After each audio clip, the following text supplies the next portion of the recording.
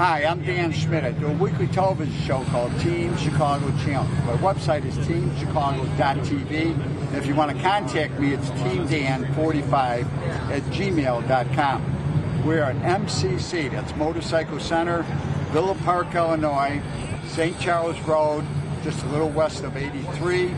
The annual Chicago Norton Owners Club annual show.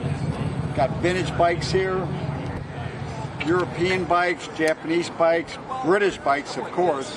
And I got a chance to talk to a good number of the owners, and you're going to learn something about motorcycles. Don't forget my website, teamchicago.tv. My email, if you want to contact me, it's teamdan45@gmail.com.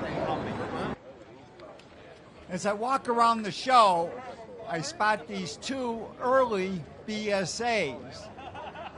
One is a 650 and one is a 500. These are pre-unit BSAs. And I really can't tell the difference between the 500 and the 650.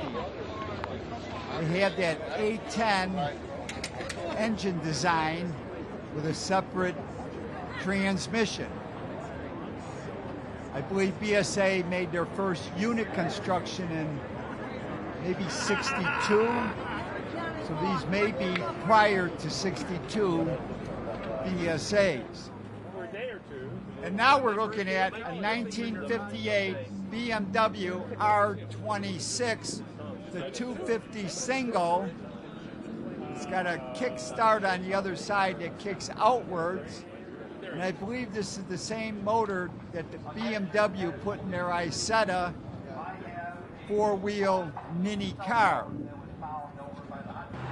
Now we're looking at a 250 Triumph Trophy. This is a later 250, maybe 67, 68. Not to be confused with the Cub, which was a 200. BSA and Triumph shared many engines together, and I believe this 250 came from the BSA. And now we're looking at a 500 BSA, and I had a chance to talk to the owner, Jim Chabert from Chicago, and he's going to tell us all about his beautiful street bike. Hey, my name is Jim Schaible. I live in Chicago, originally from Morris, Illinois. The bike is a 1972 BSA B50. It's one of the last of the BSAs. It's a single-cylinder 500cc motor. I've had it for 45 years, and I can't tell you how many times I've had it apart. But after all this time, I finally figured it out. So this is basically a street bike, not the dirt bike. It started out as a kind of a dual-purpose bike. It's a B50SS, which means street sport. And over the years, I basically turned it into a street bike. I put on a low pipe, there's a low muffler, chrome handlebars, but after that, basically, it's all pretty much the same. I put a windshield on it. It has a non-stock headlight, but everything else mainly is as it was from the factory. I have installed electronic ignition, which is the best thing you can possibly do for a BSA or any English bike. And I've installed electronic voltage regulator, an electronic rectifier. There is a car coil sitting under the seat, so it has plenty of spark. Contrary to popular belief, the bike is very easy to start. Although if you don't follow the procedure, it still will break your leg. You got to be careful with these old things. It's just a typical English motorcycle. Thank you, Jim. And now we're looking at an Aerial. Now, Aerial, the BSAs, the Triumph, were all British-built motorcycles. This is the 500 single, even though you can see it has two exhaust pipes, but it is still a single-cylinder 500. This is called the Red Hunter. It's a 1949 Aerial. Right next to it is the Aerial Leader. Now you can see this motorcycle looks like a scooter. They were inspired in the 60s, late 50s to make their motorcycles to look more like scooters and cover up the engine. This bike was rated Best Bike of the Year in 1959 by the British magazine Motorcycle News. It has a 250 twin two-stroke engine. I wish I could have heard this bike run. Right next to it was a Suzuki 125 two-stroke twin, and I had a chance to talk to the owner, Bart Richmond, and he's going to tell us also about his motorcycle show. Hi, my name is Bart Richmond, and I'm the chairman of an event called the Chicago Vintage Motorcycle Show that's going to be held on September 28th and 29th on West Randolph Street. And the goal is to expose more young people to vintage motorcycles and even the thought of motorcycles in general. You know, we have a situation where youngsters, it's called the millennials, spend a lot of time using Uber and Lyft. They don't even have a driver's license. The sales of motorcycles are going down, and our thought was, let's put together a motorcycle show that really will show youngsters, millennials, what two-wheel traffic is all about, and the joy and pleasure that we get out of finding twisty, challenging roads to get from place A to place B. What our event looks like on camera is, this is a poster, and we'd love people to register. This is a 1971 Suzuki 125. It's called a Stinger. And if you look at the exhaust pipes, it looks like just long horizontal tubes. And I borrowed this from a friend in Tacoma to do something called the Isle of Vashon TT about 3 years ago. When he invited me out, I said, geez, you know, I don't have a bike. I don't know if it's, you know, worth the effort. And he said, I've got plenty of bikes. Come on out and you can take your pick. He's a former racer, was on a 175 or a 250, and I was riding this, which was his bike, and I was on his butt the whole time. And I decided, you know, this guy's, he's 6'2", he's never going to ride this thing. I should have it. So I refused to give it back to him. That was on Sunday. By Friday, I already had it delivered to Chicago, and I've been riding the wheels off it. And it's just so much fun. It's agile, it's light, it's about 16 horsepower, and it goes like hell. It's just fantastic. And of course, it's a late model two-stroke, which means it's oil injected, and I don't have to screw around with, you know, adding 16% or 6% of two-stroke fuel, oil to the fuel. But I think this thing is just great. Thank you, Bart. And now we're going to look around inside of MCC, Motorcycle Center in Villa Park. They are a dealer for KTM. KTM street bikes. In the main showroom, we are now looking at Ducatis and Triumphs. They have MV Agustas also. Up on the shelf, I spot a 1960s Ducati Scrambler, either 250 or 350. There was a kid in the neighborhood in the Manor jumping the railroad tracks, the Ravenswood line at Francisco with his Ducati Scrambler. I remember that well. And now we're going to get some Ducati Scramblers at Motoblot. I had a chance to ride one of these Ducati Scramblers, KTM dirt bikes, and now Fran Koke's going to tell us about Speedway racing. Here's Fran Koke, Speedway racer from long ago. I only did it once for school in Paris, Ontario, Canada. Myself and Cliff Berger and his son Brad and probably 40 other guys went to Speedway school up there for a day, and we had the best time of my life ever.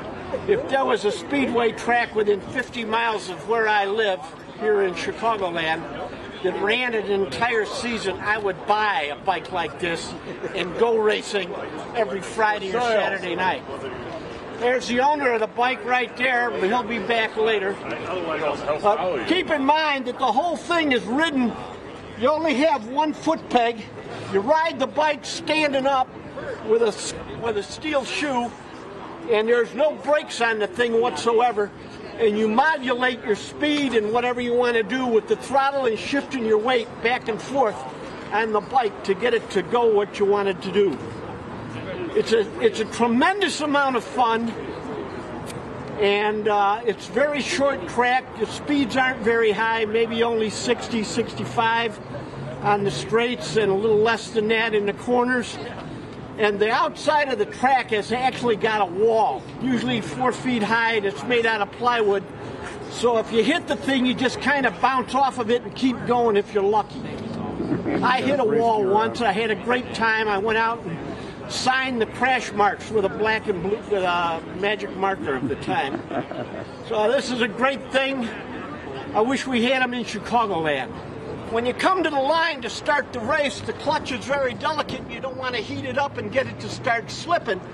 So you would come to the line and you would squeeze the clutch and you would lean the bike over till the wheel came off the ground and you would let the clutch out. And the clutch would stay cool. And then about the time they were going to start the race, you'd squeeze the clutch, pick the bike up, get all ready to start. And when the gate went up, you'd be gone. And it was a lot of fun. Occasionally a guy would have the wheel up and the thing be in gear and he'd not pay any attention and the thing would come down and take off on him without him. Lots of fun. As if there wasn't enough chaos to start with. You can look on YouTube and do Speedway bikes and see how it goes. There's usually only 4 racers in a heat, and the first 1 or 2 transfers until you get to the end of the line, and then there's the last 4 guys, and it's handlebar to handlebar. You haven't lived until you've been so close to the guy going around the corner, and he's right next to you, and his handlebar is poking you in the gut because he's that close. I got lots of gut to spare, so I can get poked a lot. So there you go. It's a tremendous amount of fun. If you never get to see one, you should go and see one first opportunity. For those that want to know, this bike probably runs on alcohol. It's only got 1 gear, high gear only. It's got no brakes. The bike does not run real well in a straight line, which is why the tracks are short and you turn mostly. If you don't turn, you're in big trouble because there's usually a wall to hit somewhere along the line. Thank you, Fran. As we look at this Jawa Speedway bike, I had a chance to talk to the owner, Bart Perry. My name's Bart Perry. That is about a 1980 GM Jawa Speedway. Originally had a long stroke motor in it, which was a double overhead cam, long stroke motor intended for the long track. The guy bought it off of, had it out in California. The racetracks were converting all to small tracks, closing down the long track. So to remain competitive, he ended up buying what's called the GM motor. That's about the first year of the GM motors. And he put that in there, and then he raced it so he could continue on racing the small tracks. He moved back from California probably, I think, 20 years ago, and he had that thing sitting in the garage, and he ended up taking it out to Davenport last year, and I found it, and I ended up buying it. So what's something like that sell for nowadays? Well, that's for sale for $2,000. So. And it runs? No, that thing would have to be completely rebuilt. It ran on castor oil. Mm-hmm. So castor oil is going to gum up all the bearings, so it's going to have to be completely disassembled and reassembled, cleaned out, but the castor oil is just like gum. All right. Thank you, Bart. And now we're looking at a couple Triumphs. These are 1970 TR6Cs, meaning they have a single carburetor. They're 650 cc's, and they got up pipes. These two twins, perfect looking Triumphs, one rider rode to the event, and you can see the mud from all the rain earlier. The other one was trailered to the event. And now let's talk to the president of the Norton Owners Club, John Ravella. Hey, John Ravella here, president of Chicago Norton Owners Club. I want to thank everybody who made the effort to get out here to see us today. The rain caused us trouble this morning. We pulled a nice day out of it. It's beautiful now. Turnout's a little smaller than we'd hoped, smaller than normal, but we're having a good time. Come on out, see us. We're going to be here a little while yet. We're going to run a little bit later in the afternoon. We have voting for all the classes. Every bike that's been made in this country or in any other country that's over 25 years old is eligible for this show. We're here. Come see us. All right, what about the website? Oh, okay. Our website is the cnoc.org. Chicago Norton Owners Club is the name of my club. We put this show on. This is our 28th annual event. cnoc.org.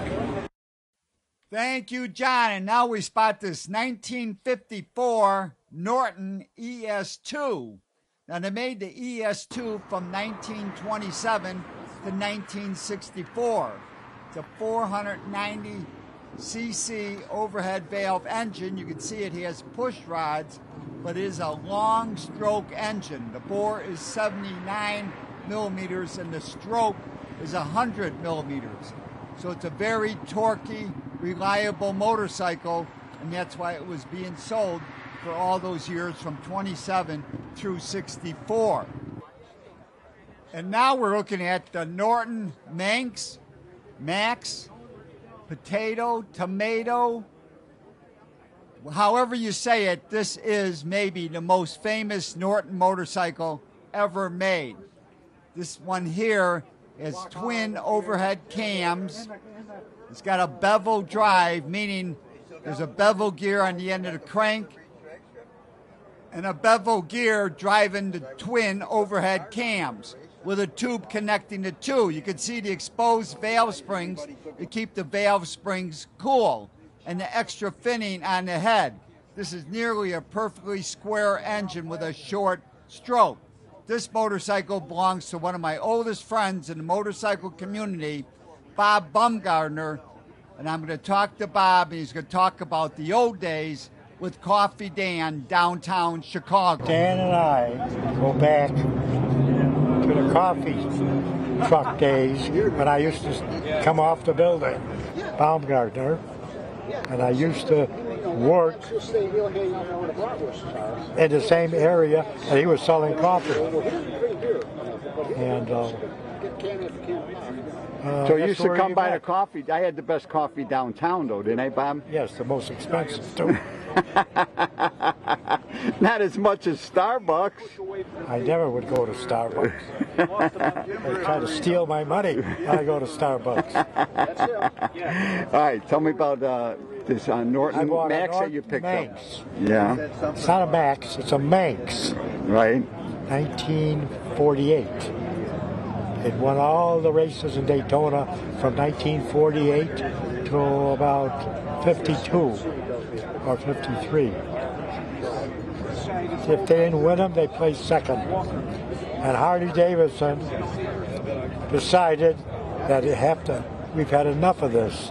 So they started outlawing this model motorcycle. And why did they outlaw it? It was too fast. I know, but it was an overcam engine. It's an overcam engine. That means the camshaft is above the piston. Right, and it's got a bevel drive on the side. Bevel drive on the side. Short stroke compared to other Norton singles. Yeah. And it won Iowa Man. And I saw it on Meacham's auction, and I was coming home from a Norton meeting, and I decided to try to buy it. It didn't reach the reserve, so I put my bid in on it, and I didn't find out until a month and a half that I was in on the bidding. And then I finally got the motorcycle. Give me a little rundown on, because I never raced Bonneville, and you've gone to Bonneville. So what is the key to racing Bonneville? To be able to stand the hot temperatures down there, because it gets really hot. The Bonneville is top speed, and I turned 130 down there, the best I did. And I got 5 records, but it took me 20 years to get the 5 records. And I just quit going down there because the inspection of the motorcycle. Oh, they're getting real tough. Yes, they're real tough. Oh, you said you have to have a new helmet. You have to. Every 2 years, you have to buy a new helmet, and they were nitpicking the bike. This is wrong. That is wrong. You got to change this. Got to change that. And these are all young kids telling me what I got to do, and I just got fed up with it, and I turned into a spectator for a few years. And now I haven't been down there for quite a while. Thank you, Bob. And as we see some of our old friends from Ace Cycle World, Midwest Triumph, and other great motorcycle shops in the past, I'm going to talk to Phil Young from Team Bear. Hi Dan, Phil Young. We're here today once again. I think it's the 28th annual Chicago Norton Owners Club bike show here at MCC in Villa Park. These guys are always a great group of folks to come out and visit. They do a good job. They put the show on every year. It's kind of nice to come out and help them and support them a little bit. But some of the collections of motorcycles that are out here, there's some really rare and unique stuff. So we see a little bit of everything. Of course, you're going to see the common stuff, Japanese. You're going to see German. But we even have like a French bike out here, plenty of British bikes out here, big, small, a little bit of everything. Antiques, you name it. So it's a fun day. It's a great day to come out here and visit with these guys. So I would tell everyone, look forward to next year. Come on out here for the Chicago Norton Motor Owners Club here at, in Villa Park at MCC, because they do a great job. It's a good show to see here in Chicago. It's right in our backyard. See us. Thank you, Phil. And now we spot this 1975 CBR 750 Honda. This is a single cam Honda. And I had the opportunity to talk to the owner, Chad Simon. Hi, I'm Chad Simon, and I live in Lombard, Illinois.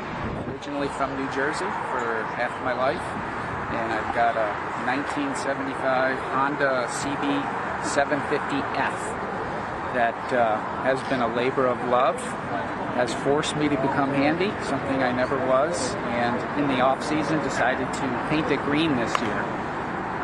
Not me myself, but I manage a dealership, and I had my body shop guy paint it green, and then I had our striping guy come in, and rather than use the old stickers of the days of yesteryears, he hand paints stripes now, and he does murals and goalie masks, all cool stuff, and he hand painted the stripes in Honda insignia in the 14 karat gold leaf.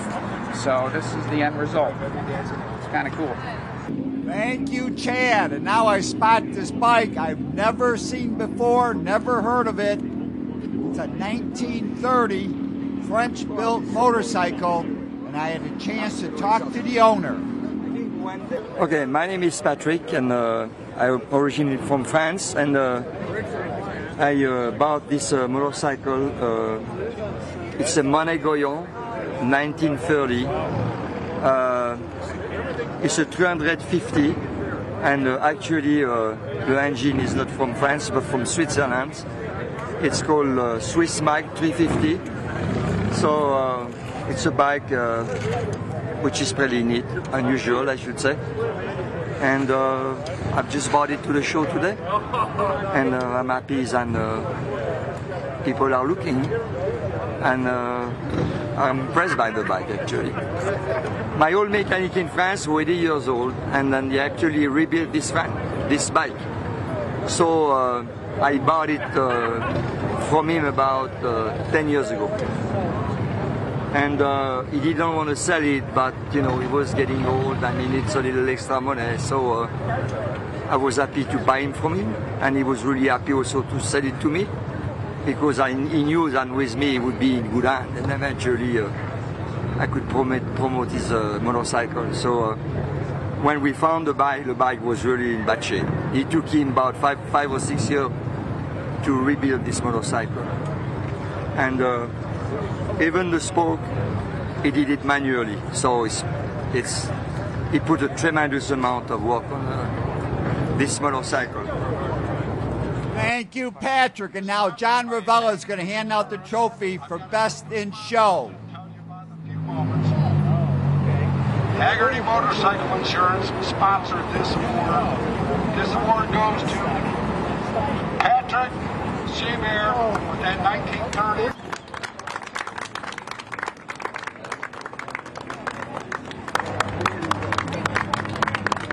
It was that French motorcycle winning Best in Show. For more information on the Chicago Norton Owners Club, it's cnoc.org. For Motorcycle Center, it's teammcc.com for more information and make plans to join us in 2020. To contact me, it's teamdan45@gmail.com. Let me know what you think of this show. And remember to search on YouTube with Dan Schmitt Motorcycle Racing for more motorcycle racing action and motorcycle events.